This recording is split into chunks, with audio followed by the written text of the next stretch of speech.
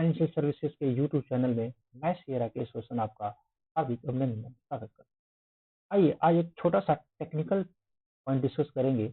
अगर आप GST file करने वाले प्रोफेशनल हैं, अकाउंटेंट हैं, एडवोकेट हैं, सीए हैं, तो आपको जीएसटी लेट फी कैलकुलेट करने में थोड़ा सा दिक्कत अगर आ रहा होगा, या आप ऐसा एक शीट बनाना चाहते हैं माइक्रोसॉफ्ट एक्सेल में, जिससे आप इजीली कोई भी क्लाइंट आपके पास आता है और वो कहता है कि सर मेरा कितना लगभग लेट फीस लगेगा, उसको एक बार रफ एस्टिमेट लगाने के लिए आप एक्सेल की मदद से उसको सटीक लेट फीस का उसको इंफॉर्मेशन दे सकते हैं।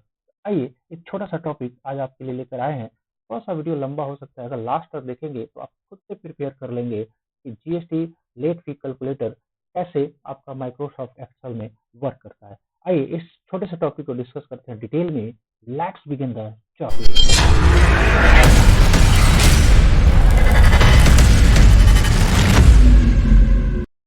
चलिए आइए इस टॉपिक को आगे की तरफ बढ़ाते हैं और देखते हैं कि पहले मैंने क्या किया हुआ है कि आपको कंप्लीट आपको एक्सेल शीट बना के दिया हुआ है, फिर उसको कैसे बनाया है उसको हम डिस्कस करेंगे।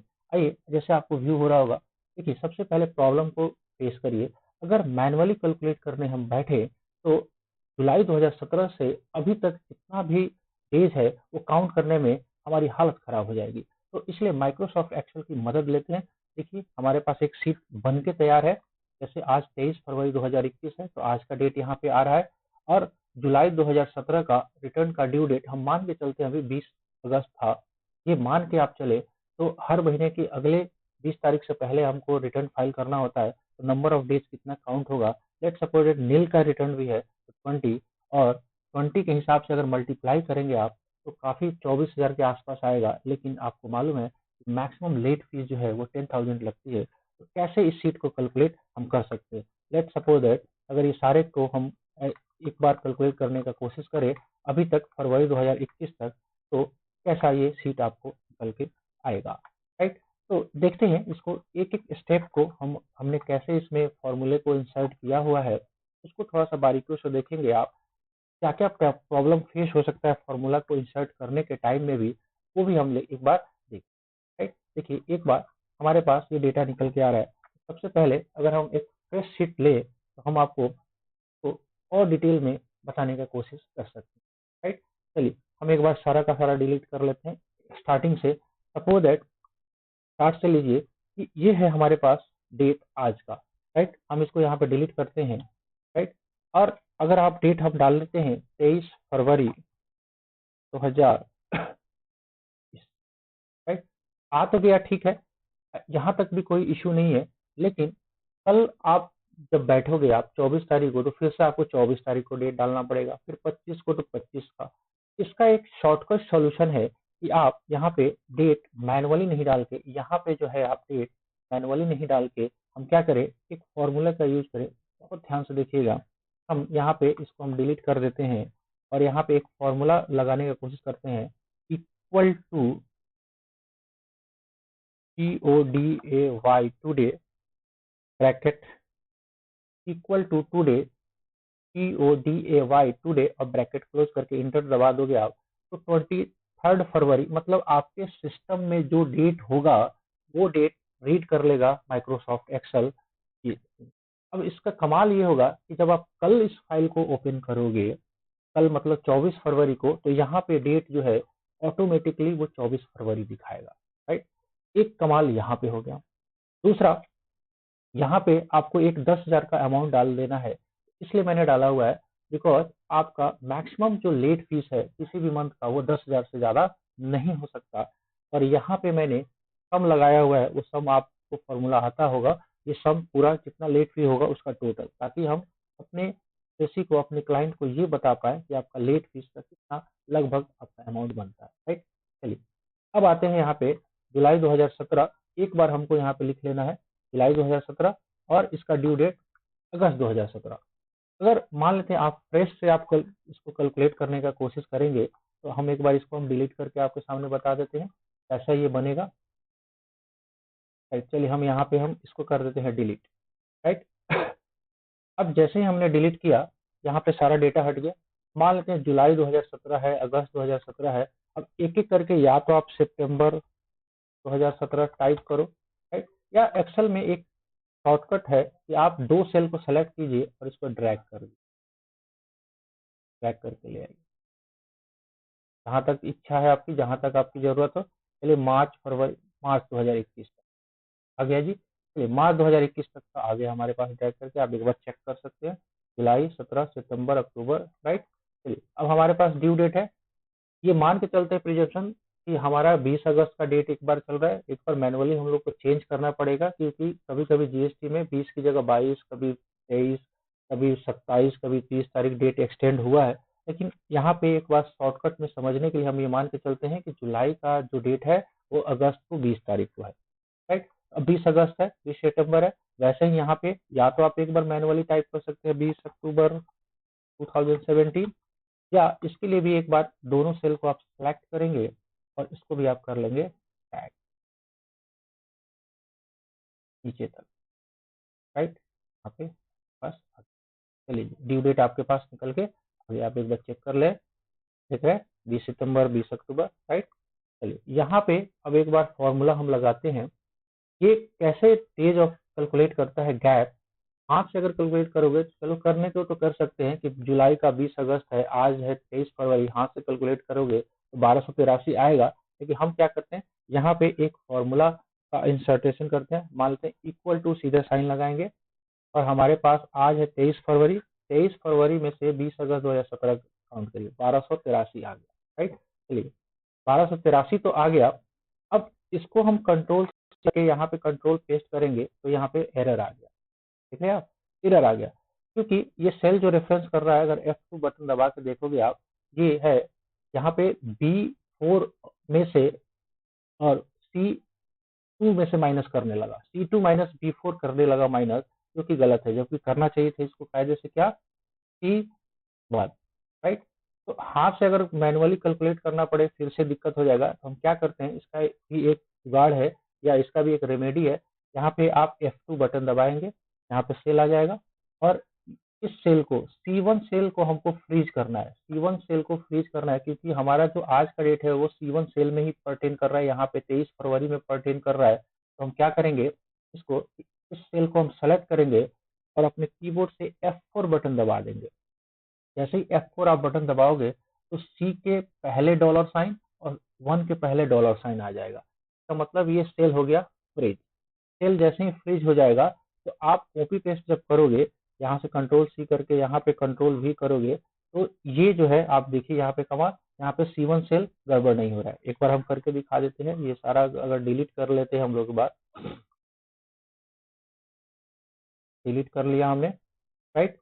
यहाँ से कंट्रोल C और कंट्रोल यहाँ पे सबको सेलेक्ट करके एक बार में कंट्रोल, राइट, देख रहे हैं, कंट्रोल V कर दिया। चलिए यहाँ तक भी कोई इशू नहीं है। अब देखिए यहाँ तक भी कोई इशू नहीं है, लेकिन आप देखेंगे यहाँ पे आने के बाद अगर आगे का शीट हमारा बनाया हुआ है फरवरी 2021 है और मार्च 2021 अभी आया ही नहीं है, तो यहाँ पे सेल पे हो गया माइनस, राइट। तो हम इसके लिए भी एक सिस्टम कोशिश करते हैं, इस फॉर्मूले को थोड़ा सा और मॉडिफाई करते हैं और इसमें इफ फंक्शन को लगाते हैं। तो एक यहाँ पे लिखते हैं equal to if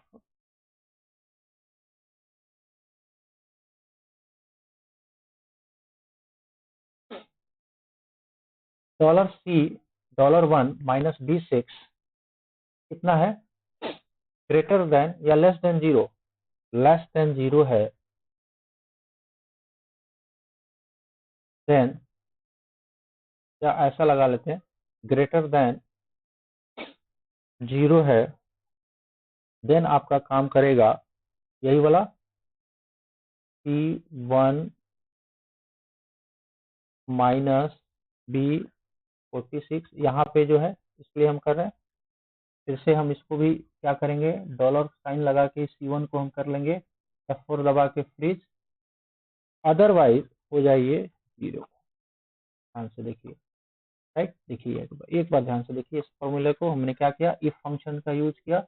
if $C$1 मतलब हमारे पास 23 फरवरी, ये वाला सेल की बात कर रहा है, माइनस ये वाला सेल अगर जीरो से कम है, दिस माइनस दिस अगर ग्रेटर देन 0 है तो आपको ये माइनस ये कर लेना है, अदरवाइज 0 कर देना है। अब इसी फॉर्मूले को हम क्या करेंगे, सबके को कॉपी करके यहाँ पे पेस्ट कर देंगे, राइट। तो 0 हो गया, मतलब जैसे ही आपका 23 फरवरी जो डेट है ये 20 मार्च के बाद आ जाएगा, ऑटोमेटिकली ये वाला फॉर्मूला यहाँ पे काम करेगा। चलिए यहीं से कॉपी करके और इसको सब पे पेस्ट लगा देते हैं, यहाँ से लेकर यहाँ तक, राइट, देख रहे हो। चलिए एक बार थोड़ा सा रिवाइंड कर लेते हैं, हमने क्या क्या काम किया। एक तो काम किया यहाँ पे 2 डेज ब्रैकेट क्लोज कर दिया ताकि कंप्यूटर का डेट उठाए। दूसरा हमने काम किया ये वाला डेट को फीडअप कर दिया। और तीसरा हमने काम किया ये वाला फॉर्मूला। अगर आपको फॉर्मूला को रीड करने में दिक्कत हो रहा है, एक बार वीडियो को पॉज करके आप इस फॉर्मूले को डायरी पे लिख के फिर से हाथ से लगाने की कोशिश करेंगे। यहाँ पे मैं फिर से रीड कर देता हूँ। इफ फंक्शन लगा हुआ है इक्वल टू इफ $C$1, मतलब ये सेल को हमको फ्रीज करना है क्योंकि ये डेट कंप्यूटर का डेट उठाएगा। ग्रेटर देन 0 है तो आप घटाओ, अदरवाइज मत घटाओ, राइट। चलिए यहाँ तक भी आ गया। और ये सेल जो है हमको मैनुअली फीड करना पड़ेगा क्योंकि हमको बुक्स ऑफ अकाउंट से डेटा को पिक करना पड़ेगा कि उस पीरियड में हमारे पास डेटा था या नहीं था। अगर डेटा है तो ₹50 पर डे, अगर डेटा नहीं है तो ₹20, राइट। ये काम हमारा बन के तैयार हो गया। चलिए एक बार यहाँ पे आते हैं कि अगर हम देखें एक बार मैनुअली कैलकुलेट करके तो 1283 मल्टीप्लाइड बाई अगर 20 करते हैं हम, हमारे पास सॉरी 1283 मल्टीप्लाइड बाई 20 करते हो आप, मल्टीप्लाइड बाई 20 करते हो आप, तो ये 25,660 रुपये आता है। तो आपको मालूम है कि अगर हम इसको सीधे सीधे मल्टीप्लाई कर रहे हैं तो हमारे पास 25,660 आता है, जबकि हमको मालूम है कि लेट फीस जो है मैक्सिमम टू मैक्सिमम 10,000 से ज्यादा हमारा नहीं लग सकता। इस फॉर्मूले में भी थोड़ा सा मॉडिफिकेशन करना पड़ेगा, राइट। देखिए एक बार आपको समझने के लिए यहाँ पे इस सेल में डी वाले सेल में आप 10,000 रुपया हाथ से लिख के एक बार छोड़ देंगे ताकि मैक्सिमम जो हमारा लेट फीस है वो 10,000 से ज्यादा नहीं हो सकता है। फिर इस फॉर्मूले को लगाने की कोशिश देखिए क्या है हमारे पास, इक्वल टू इफ फंक्शन लगाया हमने, equal to if C3 into D3, यही होता है, यही होगा। ग्रेटर देन $D$1, मतलब क्या किया हमने, इस वाले सेल को हमने फ्रीज कर दिया 10,000। अगर हमारा C इंटू डी मतलब 1283 इंटू 20 अगर गुना करने के बाद 10,000 से ज्यादा आए तो क्या करना है, यही वाला सेल को उठा के रख देना है $D$1। अदरवाइज आप कैलकुलेट करो C3 इंटू D3, मतलब ये कहने की कोशिश कर दिया गया, इसमें कंडीशन ये दे दिया गया कि अगर दिस इंटू दिस अगर 10,000 से ज्यादा आता है तो 10,000 ही रखना इस सेल में, अदरवाइज इसको गुना कर देना। चलिए अब इसको हम करते हैं कॉपी और यहाँ पे करते हैं हम,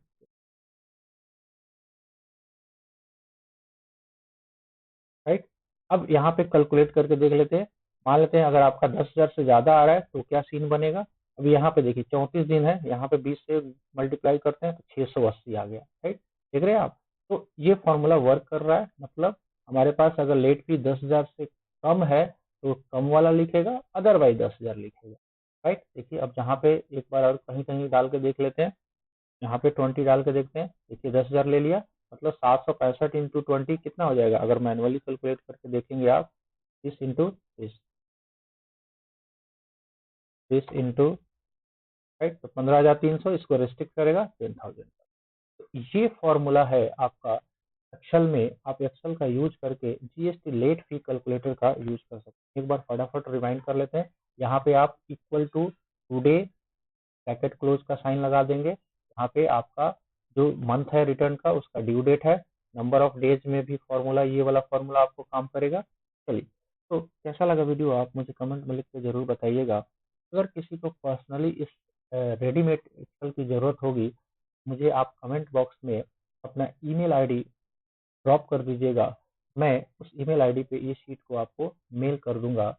चलिए कैसा लगा वीडियो आप कमेंट करके ज़रूर बताइएगा। अगर अच्छा लगा होगा तो इसको शेयर कर दीजिएगा ताकि ऐसे ही कुछ मोटिवेशनल वीडियो या आपको एक्सेल से रिलेटेड जो अकाउंटेंट को ज़रूरत है वैसा वीडियो हम लेकर आते रहेंगे। चलिए मिलते हैं कुछ ऐसे ही एक नए अपडेट के साथ, तब तक के लिए मुझे इजाज़त दीजिए। जय हिंद, जय भारत।